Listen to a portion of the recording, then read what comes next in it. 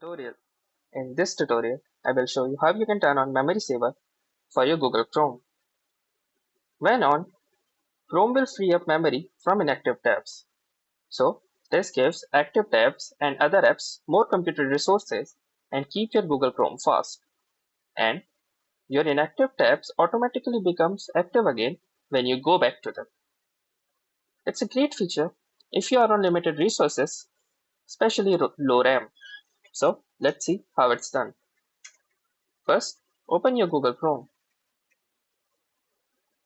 Then, click on the three vertical dots present at the corner of your screen. Then, head on to the settings. Under settings, you can see the performance tab. Click on the performance tab. Now, here you can see the memory saver option. Simply click on the toggle. Now, you have three options: the moderate, the balanced, and the maximum. As it states, the moderate tabs get moderate memory savings. Your tabs become inactive after a long period of time.